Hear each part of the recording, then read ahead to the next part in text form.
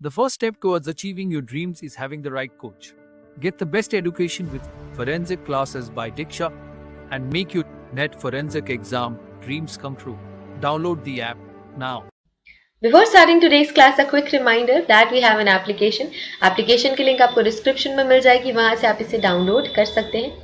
आप play store से भी इसे डाउनलोड कर सकते हैं एंड ऐप स्टोर से भी इसे डाउनलोड कर सकते हैं। जैसे आप एप्लीकेशन डाउनलोड करेंगे, आपको लॉगिन करना होगा। लॉगिन करने के बाद आप स्टोर पर क्लिक कर सकते हैं। स्टोर में आपको कोर्स लिस्ट मिलेगी। इस कोर्स लिस्ट में से आप अपना डिजायर्ड कोर्स सेलेक्ट कर सकते हैं एंड एनरोल कर सकते हैं। फॉर एग्जाम्पल, अगर मैं फोरेंसिक साइंस नेट की प्रिपरेशन कर रही हूँ तो मैं फोरेंसिक साइंस नेट का कोर्स सेलेक्ट करूंगी। अगर मैं क्रिमिनोलॉजी की प्रिपरेशन कर रही हूँ तो मैं यूजीसी नेट क्रिमिनोलॉजी का कोर्स सेलेक्ट करूंगी। अगर मैं मास्टर्स की प्रिपरेशन कर रही हूँ, मुझे सेमेस्टर क्लासेस चाहिए, तो मैं सेमेस्टर क्लासेस का कोर्स चूज करूंगी। फॉर एग्जाम्पल, अगर मैं यूजीसी नेट फोरेंसिक साइंस की प्रिपरेशन कर रही हूँ तो मैं फोरेंसिक साइंस का कोर्स चूज करूंगी। अगर मैं क्रिमिनोलॉजी की प्रिपरेशन कर रही हूँ तो मैं क्रिमिनोलॉजी का कोर्स चूज करूंगी। इसके अलावा सेमेस्टर क्लासेस भी अवेलेबल है एंड फोरेंसिक के फील्ड में जितने भी entrance examination, BSc entrance examination, MSc entrance examination के कोर्सेज भी अवेलेबल हैं। इसके अलावा साइंटिफिक ऑफिसर, साइंटिफिक असिस्टेंट के कोर्सेज भी अवेलेबल हैं। तो आप अगर किसी भी एंट्रेंस एग्जामिनेशन, किसी भी कॉम्पिटेटिव एग्जामिनेशन की प्रिपरेशन कर रहे हैं फोरेंसिक साइंस या क्रिमिनोलॉजी के फील्ड से, तो वो सारी की सारी क्लासेस आपको सिर्फ और सिर्फ मिलेंगी हमारे एप्लीकेशन पे। तो हमारा एप्लीकेशन डाउनलोड आप कर सकते हैं। Get to download our application and start your preparation with us. So basically we have two types of courses in our application, video lecture course and study material course. So video lecture course में आपको सारी की सारी चीजें मिलती हैं, video lectures, PDF, study material, mock test, previous year question paper, everything. Study material course में आपको सिर्फ और सिर्फ study material, previous year question papers और मॉक टेस्ट मिलते हैं। वीडियो लेक्चर्स उसमें इंक्लूडेड नहीं होते हैं। So that's the basic difference between video lecture course and study material course. So it's clear now. You can join these classes according to your preparation and start preparing with us. Hello everyone, welcome to today's class. और आज की class में हम पढ़ रहे हैं trial of summon cases. So कुछ important summon cases से रिलेटेड जो सेक्शंस है सीआरपीसी के, वो हम पढ़ने वाले हैं। एंड आज की क्लास में हम पढ़ रहे हैं section 251 of criminal procedure code, जिसे हम सीआरपीसी कहते हैं। सेक्शन 251 डील करता है उन सारे substances of accusation to be stated. तो वो सारे एक्यूजेशन जो स्टेट किए गए हैं, जो बोले गए हैं, उनमें जो भी एलिमेंट्स होते हैं उनसे रिलेटेड है ये section 251 of CrPC. So when in a summon, so summon क्या होता है? समन होता है एक लीगल नोटिस या लीगल इन्विटेशन, जिसके बाद जिसको भी समन आया, फॉर एग्जांपल अगर मुझे समन आया है तो मुझे किसी केस से रिलेटेड समन आया होगा एंड उसके लिए मुझे एज अ विटनेस हेल्प करनी है पुलिस की और लीगल सिस्टम की। ठीक है, तो उस इनविटेशन को, उस लीगल इनविटेशन को हम कहते हैं समन। और अगर समन आया है तो आपको प्रेजेंट होना बहुत ही ज़्यादा ज़रूरी है। अगर आप प्रेजेंट नहीं होंगे उस समन से, फॉर एग्जांपल आपको समन आया और आपको बोला गया 25 दिसंबर को आपको XYZ केस से रिलेटेड प्रेजेंट होना है उसकी हियरिंग में, और आप 25 दिसंबर को वहाँ नहीं जाते हो, आप किसी शादी में चले गए पर हियरिंग में नहीं गए या फिर समन की डेट थी वहाँ नहीं गए, तब आपके अगेंस्ट एक्शन लिया जाएगा। समन कोई लीगल एक्शन नहीं होता है, it's just a legal invitation, ताकि वो इन्वेस्टिगेशन का पार्ट बन सको। Okay, when in a summon cases the accused appears or is brought before the magistrate। देखो, जो accused person है या फिर कोई भी ऐसा witness जो कि magistrate के सामने appear होता है, the particulars of the offence of which he is accused shall be stated। यहाँ पे हम ये मानते हैं कि ये accused person है। Let's say ये accused है A, तो ये कहाँ पे आया है? मजिस्ट्रेट के पास आया है। ठीक है, ये मजिस्ट्रेट है। सो मैं यहाँ पे एम लिख देती हूँ, मजिस्ट्रेट।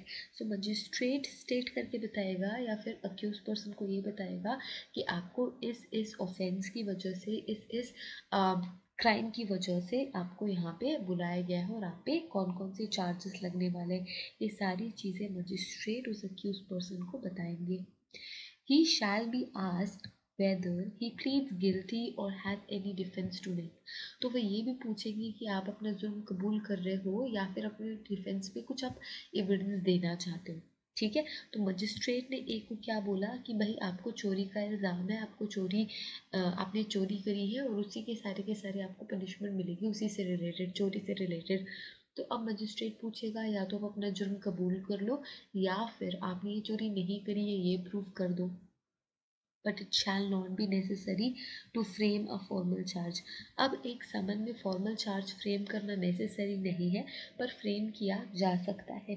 यहाँ पे सिर्फ और सिर्फ हम क्या कर रहे हैं, हम समन कर रहे हैं, समन करके अक्यूज को बुला रहे हैं और उस अक्यूज पर्सन को हम स्टेट करेंगे कि आपको XYZ ऑफेंस के लिए या XYZ ऑफेंस के लिए ABC टाइप ऑफ पनिशमेंट मिलने वाली है। तो आप जुर्म कबूल भी कर सकते हो, जिसे हम कहते हैं गिल्टी प्लीड करना, या फिर वो अपने डिफेंस पे एविडेंसेस प्रेजेंट कर सकते हैं। तो ये आता है आपके section 251 of criminal procedure code में। Okay, so section 251 of criminal procedure code deals with substances of accusations to be stated. So कौन कौन से सब्सटेंसेस इंक्लूडेड हैं किसी एक पर्टिकुलर केस में।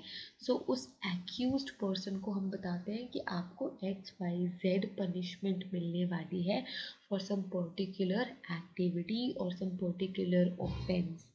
Okay, so this is about section 251 everyone. Let's move to the next section, that is section 252 of criminal procedure code. So section 252 of criminal procedure code deals with conviction on plea of guilty।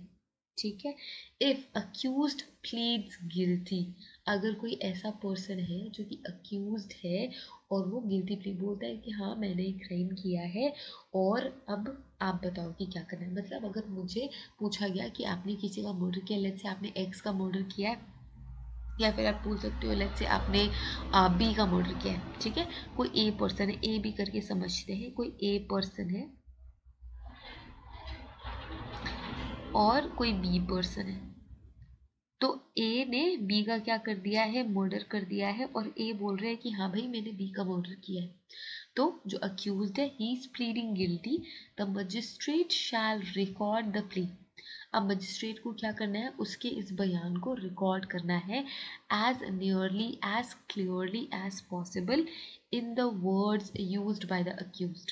सो जिस भी शब्दों में जैसे भी accused ने ये कबूल किया है कि मैंने ही बी का मर्डर किया है, उसको एज इट इज हमें मतलब मजिस्ट्रेट को रिकॉर्ड करना है। And may in his discretion convict him thereon, और इसके बाद हम उसे क्या कर सकते हैं, कन्विक्ट कर सकते हैं। एविडेंसेस की ज़रूरत तब भी पड़ती है, पर हम उस टाइम के लिए टेम्पररीली उनको कन्विक्ट कर सकते हैं, जो कि बोलते हैं कि हाँ भाई मैंने क्राइम किया है, मैं गिल्टी हूँ। Okay, so it comes under section 252 of criminal procedure code. I think everything is clear. So ये दो सेक्शन हमने कवर कर लिए, section 251 of criminal procedure code, sentences of accusation to be stated, and then we have section 252 of criminal procedure code that deals with conviction of plea of guilty. Clear? Okay, fine. So that's it for today's class everyone. I hope this lecture is helpful to you, and if this is helpful you can like this video, you can share it with your friends, you can comment down your questions if you have any, and if you haven't subscribed our channel आपको subscribe कर लेना है। Description में आपको हमारे दूसरे channel की link भी मिल जाएगी, आप उसे भी सब्सक्राइब कर सकते हैं। Thank you so much for watching this video. Have a great day ahead. Take care of yourselves and see you guys in the next video. Till then, take care. Bye.